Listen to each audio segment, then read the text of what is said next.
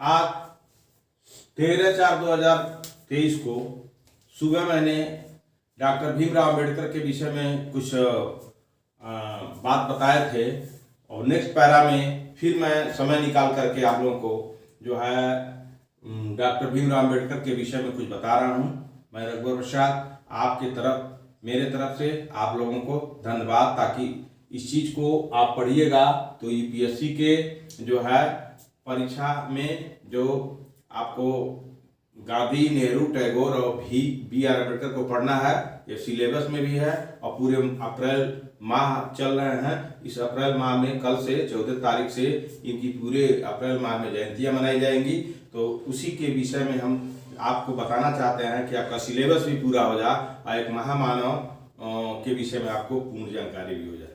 तो आइए, इसके पहले मैं बता चुका था कि उनका जन्म कब हुआ था। अब आइए आपको मैं बता रहा हूं कि भीमराव का परिवार हिंदू धर्म के महार जाति से संबंधित था। किस जाति से था? हिंदू धर्म के महार जाति से संबंधित था। और उस समय, किस समय जब अंबेडकर पैदा हुए थे, आज जब 2-4 वर्ष के हो गए थे, उस समय की बात है कि उस समय कुछ कट्टरपंथी सवर्ण इस जात के लोगों को अस्पृश्य समझकर उनके साथ भेदभाव में बुरा व्यवहार करते थे। अंबेडकर जब पढ़ने लायक हो गए थे तो उनके साथ जो है हिंदू धर्म, जिसे आजकल हिंदू धर्म कहा जाता है, तो उस हिंदू धर्म के जो लोग हैं, तो हिंदू धर्म में तो सभी लोग हैं, लेकिन उसमें केवल ब्राह्मण ही नहीं, सभी लोग जो बैकवर्ड आज के हैं वह भी उनको परिष्कृत करते थे, ब्राह्मण भी करते थे, वैश्य भी करते थे, और जो आज के समय में जो शूद्र हैं, जिसको पिछड़ी जात कहा जाता है, वो भी इनके साथ जो है भेदभाव करते थे। यह नहीं कि केवल ब्राह्मण ही करते थे, सब जातियां इनके साथ भेदभाव करती थी। नाई जो है, नाई जो बाल काटता है, तो वह शूद्र है ना, वह शूद्र जो है वह भी इनके बाल काटने से हिचकता था, बाल नहीं काटता था। जो टांगा हाँकने वाला क्या है, शूद्र ही न था, वह भी इनको अपने टांगे पर नहीं बैठाता था। इस बात को अब जानिए। और जो है और सब जातियां जो है, जो पिछड़ी जातियों में आती हैं, वो भी उस समय इनको तंग किया करते थे। यानी कुल मिला करके जो ब्राह्मण, क्षत्रिय, वैश्य जो थे, अशूद्र थे, इनको एक नाम दिए थे अछूत। और माने नहीं, अछूत माने छूना। यह ऐसा आदमी है, इसको छूना नहीं है, इसके परिवार को छूना नहीं है। तो इसी सब क्रियाकलापों का जो है इनके साथ व्यवहार होता था और ये बड़ा दुखी थे। तो उनके साथ भेदभाव या बुरा व्यवहार होता था। तो इसी परेशानियों से, सामाजिक परेशानियों से ये जो है इनके अंदर एक ऐसी जागृति पैदा हुई, एक ऐसी भावना पैदा हुई कि इनके दिमाग में जो है एक आवृत्ति बनी कि हम इस तरह की कुरीति को कैसे दूर करें। तो ये अंबेडकर साहब की जो है यहीं से दिमाग में चेंज की भावना, परिवर्तन की लहर चल गई। तो आगे आइए, बचपन में सवर्णों के बुरे व्यवहार, यही कारण है कि भीमराव को भी बचपन में सवर्णों के बुरे व्यवहार और भेदभाव का शिकार होना पड़ा। जब अंबेडकर साहब 1891 में पैदा हुए, 14 अप्रैल 1891 में पैदा हुए, तो उससे पहले भी 1891 के पहले भी, यानी 1600 ईस्ट इंडिया कंपनी के आने के पहले भी, अंग्रेजों के शासन के पहले भी भारत में छुआछूत की भावना बहुत अपना घर जमाए हुआ था, अपना पैर जमाए हुआ था। यहाँ तक कि हम आपको ज्यादा नहीं कहेंगे, हम आपको जब उधर पढ़ाएंगे तो ले चलेंगे, लेकिन आप उत्तर भारत के सामाजिक व्यवस्था का इतिहास जब पढ़ेंगे तो उसमें ब्राह्मणों की एक टोली होती थी। तो ब्राह्मण लोग अपने जो है बगल में, अगर कोई कन्नौज ब्राह्मण है, कोई बंगाली ब्राह्मण है, कोई दक्षिण ब्राह्मण है, कोई नमुद्री ब्राह्मण है, कोई कश्मीरी ब्राह्मण है, वो अपना जो है सामाजिकता की दृष्टिकोण से इतने गिरे सोच वाले थे कि अपने बीच में रुमाल रख देते थे और कहते थे कि आप नमुद्री वाले ब्राह्मण है, आप बंगाली ब्राह्मण है। इस तरह की जात की अपने वर्ण ब्राह्मण वर्ण में भी अलग अलग जातियों का जो है तांडव था। तो ये दंश जो है, जाति का दंश अंबेडकर को भी झेलना पड़ा। तो यही कारण है कि भीमराव को भी बचपन में सवर्णों के बुरे व्यवहार एवं भेदभाव का शिकार होना पड़ा। अंबेडकर भी इस बीमारी के शिकार हो गए।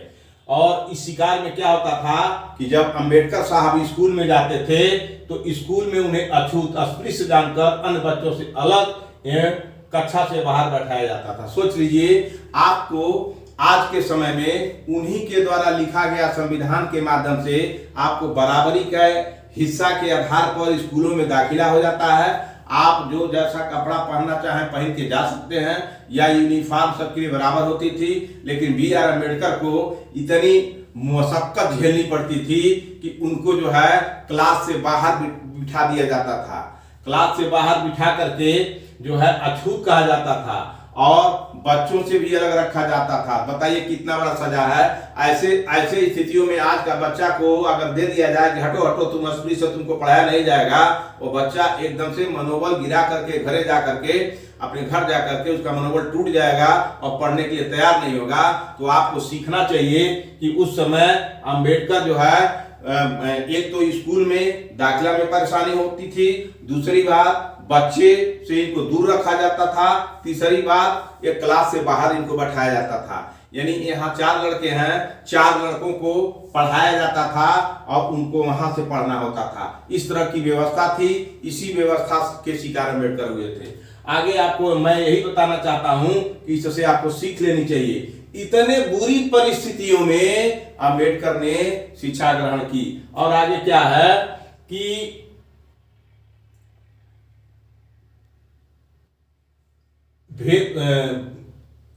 अध्यापक उन्हें ध्यान भी नहीं देते थे। आज के अध्यापक तो ये नहीं सोच रखते हैं, कम रखते हैं, लेकिन उस समय के अध्यापक जो है उन पर विशेष ध्यान नहीं देते थे। आया है, बाहर बैठा है, अपना सुनेगा तो सुनेगा, पढ़ेगा तो पढ़ेगा, नहीं तो उस पर कोई विशेष ध्यान अध्यापक नहीं देते थे। भेदभाव एवं बुरे व्यवहार का प्रभाव उन पर ऐसा पड़ा, जब इस तरह का उनके सामने व्यवहार होने लगा तो ऐसा बुरा प्रभाव पड़ा कि वह उन्होंने अपने मन में ठान लिया कि हम दलितों अस्पृश्य माने जाने वाले लोगों के उत्थान के लिए उन्होंने उनका नेतृत्व करने का निर्णय लिया। कहा कि मैं पढ़ूंगा लिखूंगा और इतना पढ़ाई पढ़ूंगा, इतना ज्ञान वाला बनूंगा कि जिसको समाज एक छठुआ वर्ग के रूप में, अस्पृश्य वर्ग के रूप में रखा है, उस अस्पृश्य वर्ग को इतना मतलब प्राकृतिक अधिकार दिलाने का काम करूंगा जो दुनिया मेरा नाम लेगी। तो वैसे ही किए। तो आप लोगों को इस चीज को पढ़ने से फायदा क्या है कि आप अपने अंदर जागृति पैदा करें कि एक होनहार बालक जिसको हर तरह के जो है सुविधाओं से वंचित करने के बाद भी वह सुविधा से लैस व्यक्तियों से आगे निकल गए और उनकी लिखी हुई किताबों को आज दुनिया पढ़ रही है, उनके किए गए कार्यों को आज दुनिया सलाम करती है। आप भी उसी तरह से मेहनत करिएगा तो आपको भी दुनिया सलाम करेगी। तो इस पढ़ाने से आपको ये मनोवृत्ति आपको अपने दिमाग में रखनी चाहिए कि जाति, धर्म, वंश, लिंग से, संप्रदाय से ऊपर उठ के पढ़िए और अंबेडकर की नकल करिए कि सुविधा विहीन व्यक्ति किस तरह से इतनी ऊंचाइयों पर चले गए कि उनको दुनिया सलाम करती है। हर जाति, धर्म, वंश के लोग उनका नाम लेते हैं। यहाँ भारत में तो कम उनका नाम लिया जा रहा है, विदेशों में जय जय अंबेडकर की जय जयकार होती है। यहाँ तक कि कोलंबिया यूनिवर्सिटी जो है, कोलंबिया यूनिवर्सिटी के गेट पर जो है उनका स्टैचू लगा हुआ है, जबकि यहाँ किसी यूनिवर्सिटी के सामने नहीं लगा। लेकिन कोलंबिया यूनिवर्सिटी के सामने जो है मेमोरियल टाइप बना हुआ है, स्मार के रूप में उनको रखा गया है कि यही अम्बेडकर है कि 12-12 घंटा लाइब्रेरियों में अपना समय बिता देते थे। तो यही है, इनके साथ जब अस्पृश्यता का भेदभाव किया गया, छुआछूत का भेदभाव किया गया, तो ऐसे व्यक्तियों के विषय में इनको करुणा पैदा हुई और करुणा के कारण ही वह दलित या अस्पृश्य लोगों को आगे ले जाने के लिए या सामाजिक बुराइयों से ऊपर ले जाने के लिए इन्होंने नेतृत्व करने का निर्णय लिया तथा उनके कल्याण हेतु उन्हें वास्तविक अधिकार और सम्मान दिलाने के लिए दकियानूसी तथा कट्टरपंथियों के विरुद्ध जीवन भर संघर्ष करते रहे। सोच लिए, आपको 4 महीने अगर संघर्ष करने पड़े, 1 महीने संघर्ष करने पड़ेंगे तो आप कहिएगा माँ बहुत परेशानी है। लेकिन अम्बेडकर 1891 से लेकर के और जो है 1956 तक जब तक जिए तब तक जो है ये हमेशा संघर्ष की ही जिंदगी जिए। कभी भी या इनको जो है मतलब फ्री माइंड तो रहते ही थे, लेकिन इनको कभी जो है अपने लिए नहीं काम किए, दूसरों के लिए काम किए। क्योंकि ये जब लंदन पढ़ने गए उस समय इनका बेटा मर गए थे, लेकिन बेटे को छोड़ करके इनको लंदन जो है भाग लेना था लंदन के काउंसिल में, तो वहां अपने बेटे के मृत्यु को छोड़ करके चले गए। वह टॉपिक आगे आएगा तो हम आपको बताएंगे। लेकिन ये आप समझ लीजिए कि इनके सामने यही बुरी परिस्थितियों ने इनको एक कर्मठ, मेहनती और जो है संघर्षशील व्यक्ति के रूप में, महामानव के रूप में जो है बनने का जो है मजबूरी पैदा कर दी। और इसी मजबूरी के चलते अम्बेडकर ने ठान लिया कि हम अछूतों के लिए, अस्पृश्यों के लिए, शूद्रों के लिए जो है हम जो है नेतृत्व करेंगे। तो फिर क्या हुआ आगे,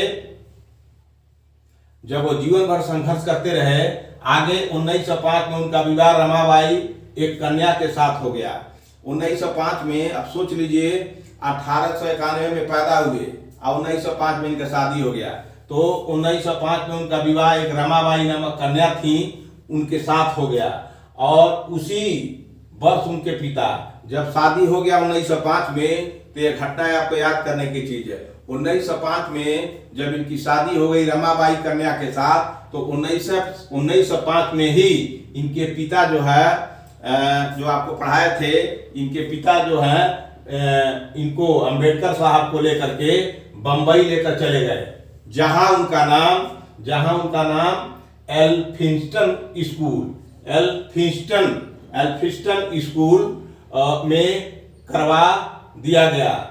तो जब एल्फिंस्टन स्कूल में गए तो 1905 में गए और एल्फिंस्टन स्कूल में बंबई में इनका नाम करवा दिया गया।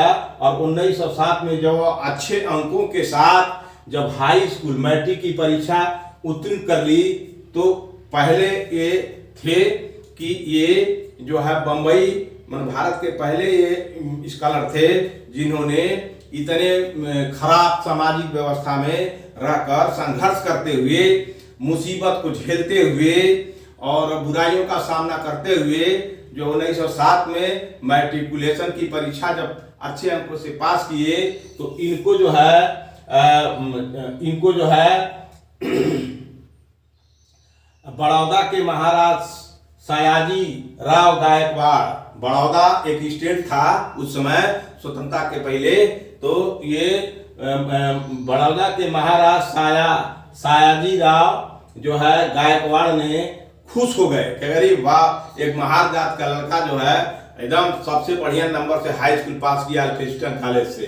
तो वो खुश होकर के उन्हें 25 रुपए जो है मासिक महीना में, उस समय 25 रुपए का वैल्यू होता था, तो 25 रुपए मासिक छात्रवृत्ति देना शुरू कर दिया कि आप पढ़ो और हम आपको 25 रुपए छात्रवृत्ति देंगे। तो इस घटना को आपको याद करना चाहिए कि अम्बेडकर ने अपने कर्मों के आधार पर गायकवाड़ से बड़ौदा के जो राजा थे जो है गायकवाड़ साहब, वो खुश होकर के इनके कर्मों पर 25 रुपए की छात्रवृत्ति देना शुरू किए और अम्बेडकर वहीं से अपना रास्ता बनाते गए। यही अम्बेडकर की प्रारंभ से और यहाँ तक की अभी कहानी है।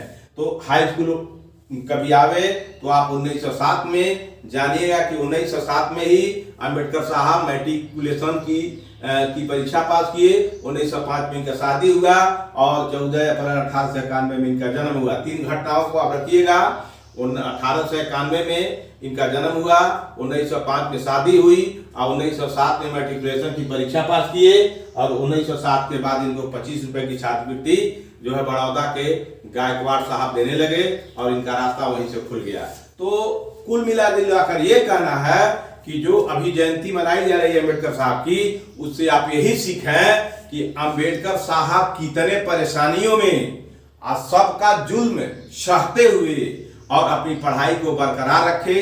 इसलिए आपको इस संकल्प आईएएस कोचिंग चैनल के तरफ से, भाई रघुवर प्रसाद के तरफ से यही संदेश है कि आप भी, आपके सामने कितना ही बुराइयां हो, लड़ने का काम जो है कम करिएगा, दिमाग का काम ज्यादा करिएगा और आप अपने मंजिल तक पहुंचने में जितनी समस्या है उस समस्याओं से कभी घबराइएगा नहीं। अंबेडकर की नकल के हिसाब से आगे बढ़ते जाइएगा, समस्या अपने आप हटती जाएंगी। यही संकल्प आईएएस का उद्देश्य है कि आप अंबेडकर जैसे मेधावी छात्र बन करके आप अपने मंजिल पर जा करके समाज के जो लोग हैं, पिछड़े हों, अति पिछड़े हों, शेड्यूल कास्ट हों, शेड्यूल ट्राइब हों, या जिसे आज का आंदोलन चल रहा सवर्ण हो चाहे अवर्ण हो, सबको ये संदेश दीजिए कि अच्छा काम करिए। अच्छा काम करके आप मानव मानव है, मानव मानव एक होकर के राष्ट्र को मजबूत करिए। यही उद्देश्य हमारे संकल्प आईएएस कोचिंग की तरफ से आपको दिया जा रहा है कि आप जो है जाति से, पाति से, वंश से, धर्म से, संप्रदाय से ऊपर उठ करके इस बात को सोचिएगा कि जब जो होमोसेपियंस जब धरती पर आए उस समय कोई ब्राह्मण, कहीं ब्राह्मण नहीं था, कहीं क्षत्रिय नहीं था, कहीं वैश्य नहीं था, कहीं शूद्र नहीं था। हिस्ट्री की बात मैं बता रहा हूं।